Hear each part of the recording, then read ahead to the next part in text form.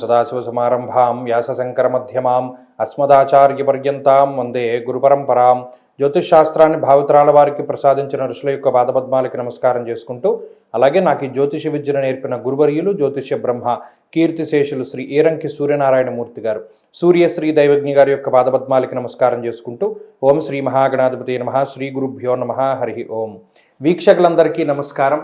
సింహరాశి వారికి ఈ వారం మిశ్రమమైనటువంటి ఫలితాలు గోచరిస్తూ ఉన్నాయి. ఈ రాశి వారికి గురుబలం ఉన్నది, చంద్రబలం ఉన్నది. కేవలం 2 గ్రహాల తాలూకు శుభ ఫలితాల మీద మాత్రమే ముందుకు వెళుతూ ఉన్నారు. సప్తమ స్థానమందు ఉన్నటువంటి రాహుగ్రహము, అష్టమంలో ఉండేటువంటి శని కుజుల యొక్క స్థితి బాగా బాధించేటువంటి స్థితిగా చెప్పవచ్చును. ప్రవాసం కార్యహాని స్యాత్ కాసరోగం ప్రపీడనం అన్నది శాస్త్రం. అంటే శ్లేష్మ ప్రవృత్తికి సంబంధించినటువంటి వ్యాధులు కానీ, లేకపోతేనేమో ఏదైనా ఒక పని మొదలు పెడితే ఆ పని చాలా నిదానంగా ముందుకు సాగుతూ ఉండడం, అసలు ఈ పని అవుతుందో, మనం చెయ్యాలో చెయ్యక్కర్లేదో అనేటువంటి సందిగ్ధత చాలా ఎక్కువగా ఉంటుంది. పోనీ అవ్వదు, ఆగిపోయిందా అనుకుంటే చాలా నిదానంగా సాగుతూ ఉంటుంది, ఒక్కొక్కటి ముందుకు వెళుతూ ఉంటుంది. కాబట్టి ఈ రకమైనటువంటి సందిగ్ధత, దీనివల్ల సమయం వృధాగా పోతూ ఉంటుంది.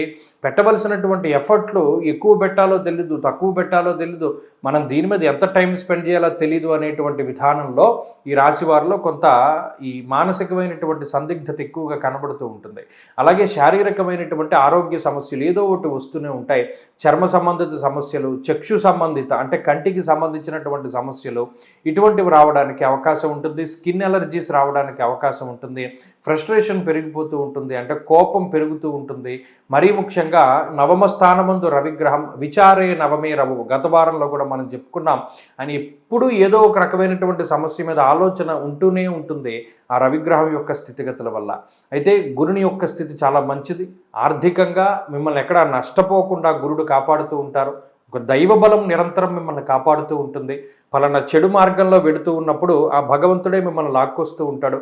ఏదో ఒక ఆలోచన వచ్చి బాగా తీవ్రంగా ఇబ్బంది పడవలసినటువంటి మీరు ఏదైనా చిన్నపాటి సమస్యలతో బయటపడడానికి గురుడు ఎక్కువగా అవకాశాన్ని కల్పిస్తారు. ఉద్యోగ వ్యాపారాల పరంగా సాధారణమైనటువంటి స్థితిగతులు గోచరిస్తూ ఉన్నాయి. కుటుంబపరమైనటువంటి విషయాల్లో కూడా సాధారణమైనటువంటి స్థితి గోచరిస్తూ ఉన్నది. సింహరాశి వారు ఈ వారంలో మరింత అనుకూలమైనటువంటి ఫలితాలను సాధించడానికై ఎక్కువగా ఈ రాశి వారు శివాష్టోత్తర శతనామావళి స్తోత్రాన్ని పారాయణ చేస్తూ ఉండడం చెప్పదగినటువంటి సూచన. ఈ వారంలో కలిసి వచ్చేటువంటి రోజు గురువారంగా చెప్పవచ్చును. అదృష్ట సంఖ్య 2, అదృష్ట వర్ణము లేత పసుపు రంగు. తదుపరి కన్యారాశి.